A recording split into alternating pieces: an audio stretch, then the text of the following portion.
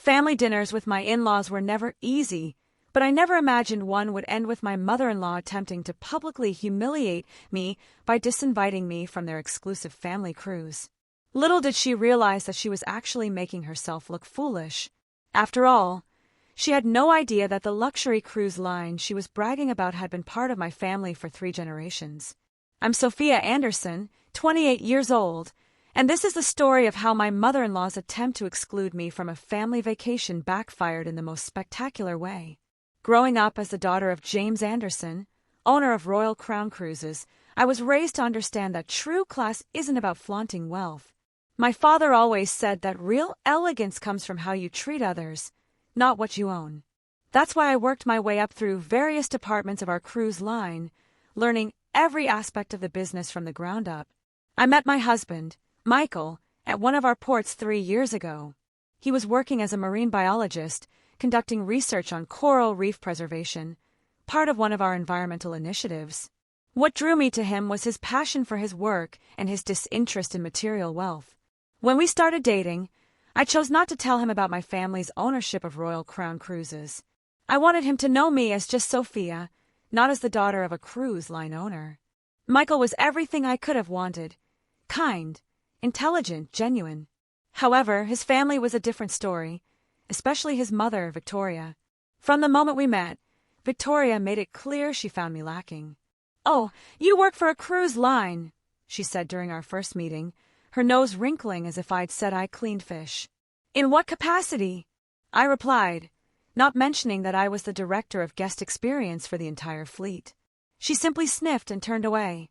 Michael's family wasn't wealthy in the traditional sense, but they desperately wanted to project an image of luxury. Victoria was always dropping names of high-end brands, while her husband Thomas quietly paid off their credit card debts. Michael had distanced himself from their materialistic lifestyle, which was one of the reasons I loved him. When Michael and I married last year, we had a simple ceremony on a small private island. I told his family it was just a quiet beach wedding. Victoria complained endlessly about the lack of extravagance, not realizing she was standing on land worth more than she'd see in 10 lifetimes.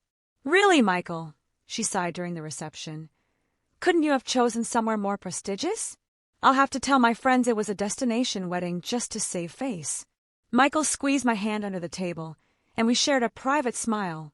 We had agreed early on to keep my family's ownership of Royal Crown Cruises private, at least until his parents proved they could handle the truth responsibly.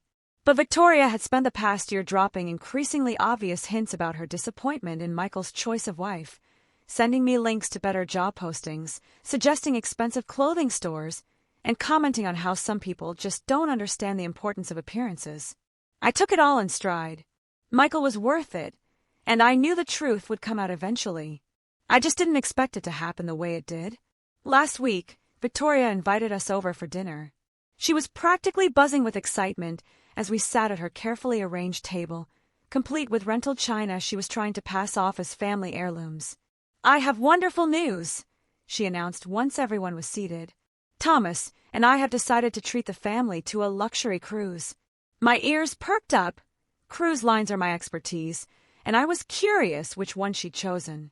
"We've booked the Royal Crown Cruises Mediterranean voyage," she continued, shooting me a smug look. "It's the most exclusive cruise line in the world. They don't just let anyone book with them." I had to bite my lip to keep from laughing. While our cruises often had waiting lists, it was because of our commitment to exceptional service and environmental responsibility, not exclusivity based on wealth. "That's wonderful, Victoria," I said carefully. "When is the cruise?" "Next month," she replied. "We booked the owner's suite. It's the best there is. I'm sure you've never seen anything like it." I had seen it, helped design the recent renovation, in fact, but I kept my smile. Victoria continued, her tone turning falsely sympathetic.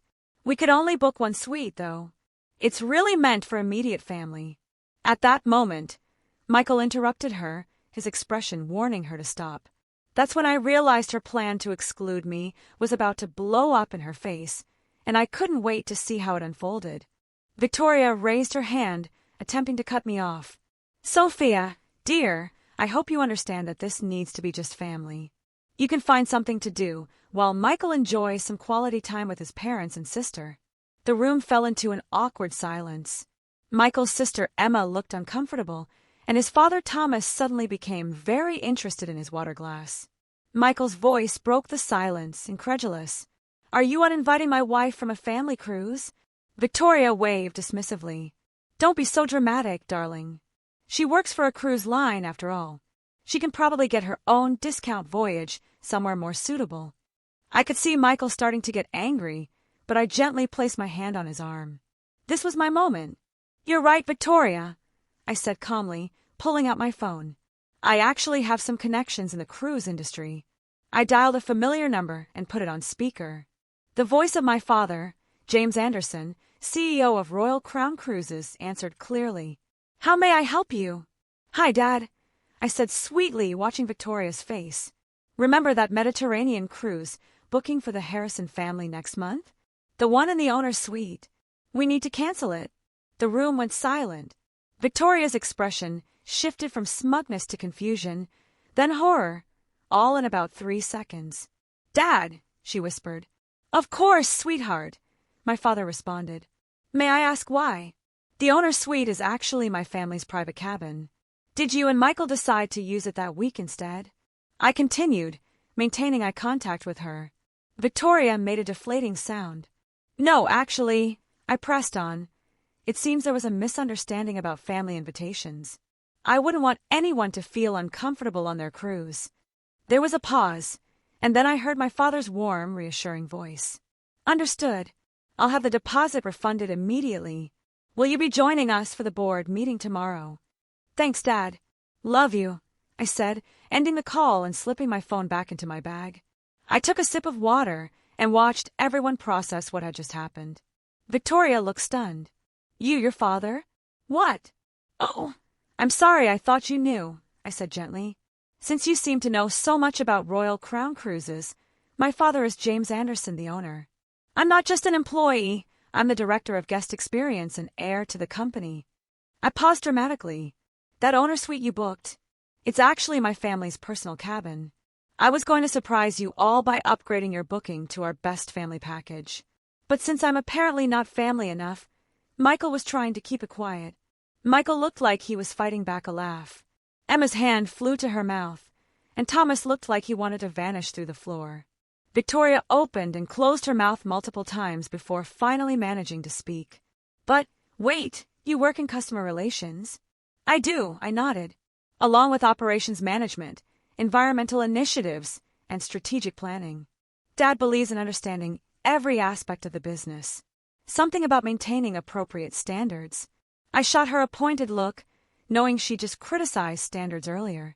Victoria suddenly pushed back her chair. "I need to? I mean, I have to excuse myself," she said hurriedly, practically running out of the room. Thomas cleared his throat. "Sophia, I'm so sorry. We had no idea." "Of course you didn't," I replied kindly. "We kept it private because we wanted to be treated normally. Michael loves me for who I am, not what I own. That's all I wanted from his family, too." Emma finally burst out laughing. "I can't believe Mom tried to uninvite you from a cruise you own. This is better than any reality show." Victoria didn't return to the dinner table that night. We heard her upstairs, alternating between crying and making frantic phone calls, probably to all her friends she'd boasted to about her upcoming luxury cruise. As we were leaving, Thomas pulled me aside. "Is there any way, could we possibly," he hesitated, "the cruise booking?" I smiled. "I haven't actually canceled it yet, but if it's going to happen, some things need to change." Over the following weeks, Victoria underwent a surprising transformation. Gone were the snide remarks about my job and her subtle digs at social status. Instead, she became almost comically polite, constantly praising Royal Crown Cruises and awkwardly trying to show interest in my work. One day, she mentioned, "I read an article about your coral reef protection program. It's very impressive." "Thank you," I replied. "Would you like to learn more? We're doing some exciting new research." Slowly, painfully, Victoria realized her obsession with appearances had almost cost her a genuine opportunity, both for an incredible family cruise and for a real relationship with her son and daughter-in-law. A month later, we all boarded the Mediterranean cruise together. Victoria, Thomas, Emma, Michael and me. I kept my word and upgraded them to our best family package, complete with connecting suites and VIP access. On our first night at sea, we dined at the captain's table. Victoria was unusually quiet as she looked around the elegant room. Finally, she spoke softly. "Sophia, I owe you an apology for the dinner incident and for everything. I was so focused on appearing wealthy that I lost sight of what real class is." "What is that?" I asked gently. "Treating people with respect," she said. "Like you and your father do. I've been on this ship less than a day, and I see how the crew looks at you, not because they're afraid or impressed, but because they genuinely respect you. I've been blind." I reached across the table and squeezed her hand. "Welcome to the real family business, Victoria." The rest of the cruise was a transformative experience. Victoria stopped trying to impress others and started truly enjoying herself. Thomas surprised everyone with his karaoke skills at the nightclub. Emma fell in love with our marine biology program and applied for an internship. And Michael simply smiled and said, "I told you they'd come around eventually." 6 months later, family dinners became actually pleasant.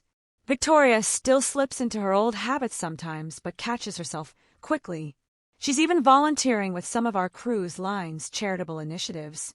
Last week, she called me, teary-eyed. "Sophia, I just found out that Margaret Stevens, my friend who's always bragging about her wealth, is booked on a cruise with a competitor." I chuckled softly. "And Royal Crown is so much better," she said sincerely. "Their environmental record is terrible, and I hear they don't treat their staff well at all. Can you help me get her a booking with us? I want her to experience a real luxury cruise." I smiled into the phone, knowing our journey was only just beginning. "You know what, Victoria? I think I can arrange that," I told her with a smile. Later that evening, Michael and I were enjoying dinner at our home, overlooking the harbor when he looked at me thoughtfully. "Do you ever regret not telling my family about your background sooner?" he asked. "Not at all," I replied. "Everything happened exactly when it needed to. Your mother needed to learn that lesson about real class and true status. And the fact that you got to reveal everything so dramatically at that dinner had nothing to do with it." He teased. "Well, I guess I did make quite the entrance." I grinned. "I won't deny that it was satisfying, but the best part is that it sparked real change. Your mother's finally understanding what my father always taught me. True luxury isn't about showing off or excluding others. It's about creating experiences that bring people together." Michael raised his glass. "To family cruises! To family cruises!" I echoed, "and to mothers-in-law who learn their lessons."